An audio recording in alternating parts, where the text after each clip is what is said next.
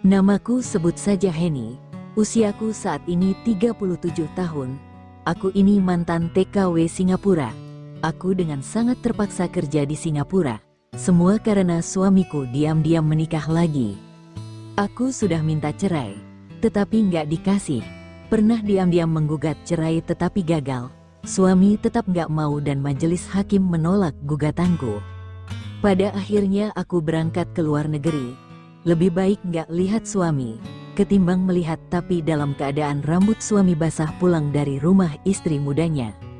Singkat cerita, sesuai kontrak kerja aku hanya 2 tahun saja di luar negeri, lalu pulang kembali ke Indonesia. Sebenarnya pihak penyalur menganjurkan untuk memperpanjang kontrak kerja, namun aku tolak. Yang penting aku mau pulang dulu, masalah nanti pengen berangkat lagi, kan bisa diurus dari awal. Aku juga sudah kangen anak dan ibuku di kampung. 2 tahun bukanlah waktu yang sebentar. Apalagi aku dengar kabar dari anakku kalau bapaknya alias suamiku mendekam di penjara. Walau apa kasusnya, anakku merahasiakannya. Tapi di sini aku nggak akan cerita masalah suamiku. Lagi pula aku sudah anggap suami nggak ada lagi semenjak aku berangkat ke luar negeri itu. Aku sudah nggak anggap dia sebagai suamiku lagi. Dalam kesempatan kali ini, aku cuma hendak menceritakan masalahku sendiri. Dan seperti apa cerita selengkapnya, mari kita simak bersama ya kawan. Ternyata ketika aku pulang ke kota ini, aku punya tetangga baru. Mereka sepasang suami istri muda, yang baru punya 1 anak berusia 2 tahun. Menurut putri anakku, tetangga baruku itu asal kota Surabaya, yang pria bernama Heru dan yang perempuan bernama Sari. Sari diterima jadi PNS di kotaku, sehingga pada akhirnya membeli rumah di lingkungan tempat tinggalku. Mungkin karena selain harganya murah, kantor Sari juga lebih dekat dari sini. Suatu sore aku berkunjung ke rumah tetangga baruku, sengaja untuk bersilaturahmi. Aku mengajak putri anakku dan sengaja pilih waktu sore, biar bisa ketemu semuanya. Sebab aku perhatikan setiap jam 4 sore, Sari sudah pulang dari kerjanya. Begitu sampai di rumahnya, aku langsung disambut dengan ramah. Aku dan putri anakku langsung dipersilakan masuk. Aku tertegun memperhatikan pasangan suami istri itu. Mereka sangat serasi. Yang lelaki ganteng dan gagah dan yang perempuan lumayan cantik. Di ruang tamu, kami sudah terlibat obrolan. Ternyata keduanya sudah tahu kalau aku selama ini kerja di luar negeri. Pasti putri anakku yang bercerita, atau mungkin malah ibuku. Maaf Mbak Henny, kira-kira Mbak ini mau ke luar negeri lagi apa enggak? Tanya Mas Heru. Mas Heru masih muda sekali.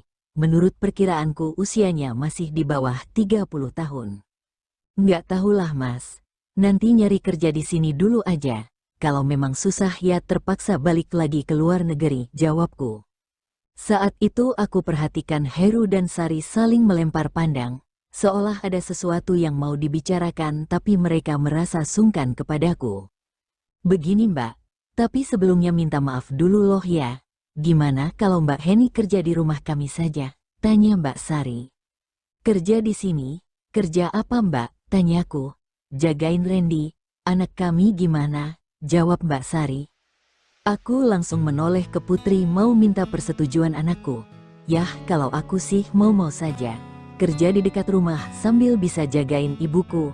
Aku perhatikan mata putri seperti memberi persetujuan.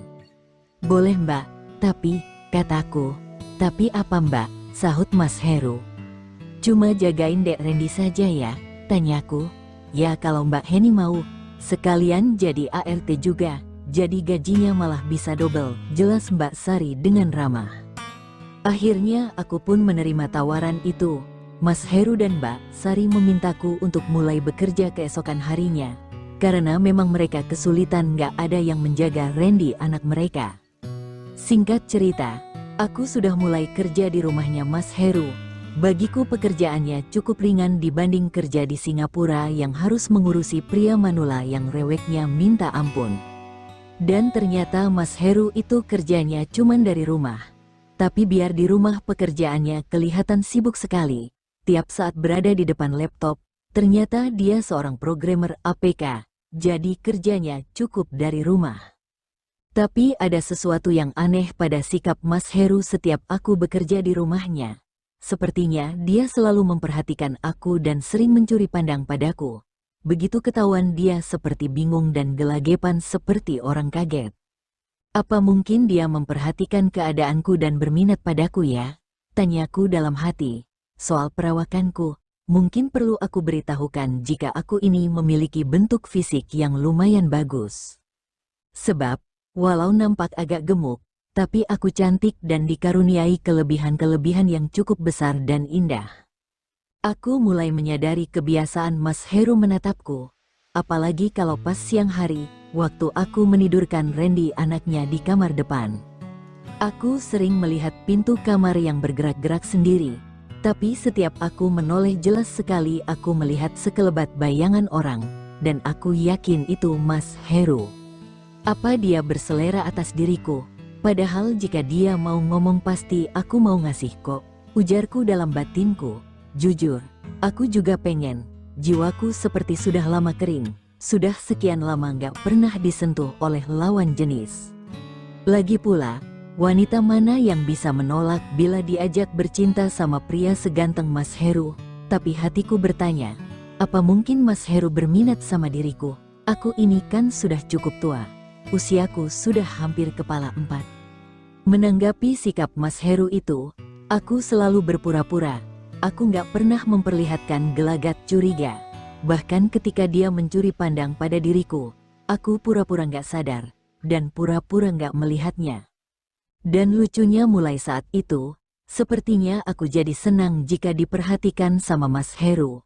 Aku malah suka mengenakan pakaian yang cukup pendek biar lebih menarik dan menantang, supaya Mas Heru tambah kesemsem dan bisa klepek-klepek. Aku tahu dan sangat paham, dia nggak suka sama aku. Dia cuman tertarik sama bodiku saja. Wong Mbak Sari istri Mas Heru sudah cantik banget, mana mungkin masih bisa cinta sama wanita tua sepertiku.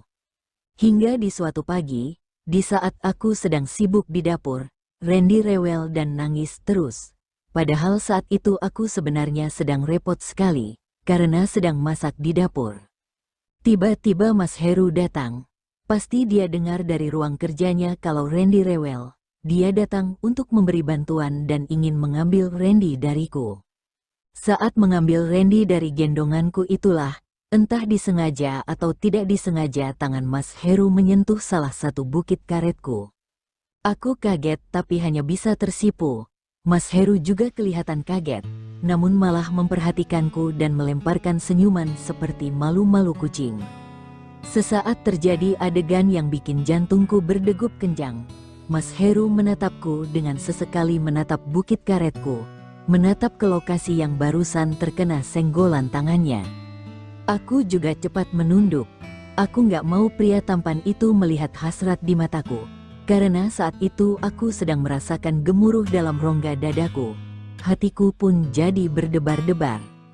Mas Heru lalu melangkah dan mengajak Randy anaknya ke depan. Sementara aku pun kembali melanjutkan pekerjaanku memasak di dapur. Tapi tidak lama kemudian, mungkin berselang setengah jam, Mas Heru balik lagi ke dapur. Dia sendirian dan tidak sama Randy anaknya. "Dek, Randy di mana, Mas?" tanyaku. "Itu sudah anteng main di ruang depan," jawabnya. "Kok ditinggal sendirian?" tanyaku lagi. "Nggak apa-apa, Mbak. Randy lagi main mobilan dan anteng kok di depan," jawabnya. Sebenarnya ada perubahan pada keadaanku, terutama jantungku yang berdegup kencang. Apalagi melihat Mas Heru yang pakai kaos ketat hingga badannya yang kekar nampak jelas terlihat. Tapi aku berpura-pura tetap melanjutkan pekerjaan. Dalam hitungan beberapa detik aku melihat Mas Heru masih bertahan di dapur. Dia berdiri di ambang pintu, nampaknya gelisah sekali. Hatiku terlalu yakin kalau Mas Heru ingin melakukan sesuatu terhadap diriku, tapi mungkin dia bingung dari mana mau mulai. Aku jadi merasa gemes sendiri. Andai saja Mas Heru mau mendekat dan menyentuh aku lebih jauh lagi, aku pasti langsung meresponnya, ujarku dalam batin. "Mbak Heni," kata Mas Heru memanggil namaku. Jantungku hampir copot mendengar panggilan itu. "Iya, ada apa, Mas?" Sahutku agak grogi. Aku mau minta maaf Mbak, kata Mas Heru. Maaf untuk apa Mas? Tanyaku jadi bingung. Mas Heru agak tersenyum kemudian mengatakan kalau dia sering memperhatikan diriku setiap ada di kamarnya Randy. Mendengar ucapannya itu, seketika muncul keberanianku untuk membalikkan badan dan secara penuh menghadap ke arah Mas Heru. Lalu aku tersenyum sambil berkata, aku sebenarnya juga tahu kok Mas. Jawabanku membuat Mas Heru nampak semakin gelagepan dan grogi. Sebenarnya aku itu heran Mas, kataku. Heran kenapa Mbak? Tanya Mas Heru sembari melangkah mendekatiku. Mbak Sari cantik, masih muda, dan badannya bagus. Tapi kok Mas Heru malah suka melihat aku, kataku. Aku nggak melanjutkan ucapanku, karena Mas Heru sudah berdiri persis di depanku, dan kedua tangannya menyentuh bahuku. Aku itu jarang melakukan sama Sari Mbak, katanya. Loh kenapa? Kok bisa? Tanyaku heran campur kaget. Mbak ini tahu sendiri toh. Sari selalu pulang kerja sore dan selalu capek. Mana tega untuk mengajaknya, jawab Mas Heru. Dan selanjutnya aku banyak mendengar curhatan Mas Heru. Memang benar katanya, sekalipun istrinya mau diajak, tapi kalau cara pelayanannya setengah hati justru nggak bisa menikmati secara sepenuhnya. Terasa terpaksa dan hanya sepihak. Yah, saat itu mungkin hanya setengah jam kami ngobrol berdua. Dan pada menit berikutnya, aku sudah merasakan jemari tangan Mas Heru menyentuhku. Terus terang aku nggak bisa menahan suara lenguhanku, dan hal itu yang memancing Mas Heru untuk melakukan lebih berani lagi. Hingga pagi, itu di dapur rumah Mas Heru, dia sudah berhasil mengajakku untuk melayang dan terbang tinggi sekali. Kekeringan yang melanda jiwaku hampir 3 tahun akhirnya membasah sudah. Hujan itu sangat deras sekali, hingga yang kualami bukan sekedar basah, tapi banjir sampai tumpah-tumpah. Terima kasih Mas Heru, kataku lirik sembari menyandarkan kepalaku di bahunya. Mbak Heni masih mau lagi, ujar Mas Heru malah nawarin kembali. Aku menatapnya dengan pandangan yang berbinar. Entah kenapa aku merasa bahagia sekali. Sulit dipercaya kalau aku bisa bercinta sama pria lebih muda dan seganteng Mas Heru. Lalu dengan gerakan pelan aku menganggukkan kepala. Begitulah awal kisahku bersama majikanku. Hubungan rahasia itu kami lakukan hampir setiap hari di setiap kesempatan. Kecuali hari Sabtu dan Minggu, karena Mbak Sari libur kantor. Kini hubungan rahasia antara aku dan Mas Heru sudah setahun berjalan, dan semuanya aman-aman saja, tanpa ada kecurigaan dari Mbak Sari, istri Mas Heru. Entahlah, terkadang aku menyadari kalau hal ini adalah sebuah kesalahan. Namun aku juga tak bisa melupakan kebaikan dan perhatian dari Mas Heru yang semakin cinta dan sayang padaku.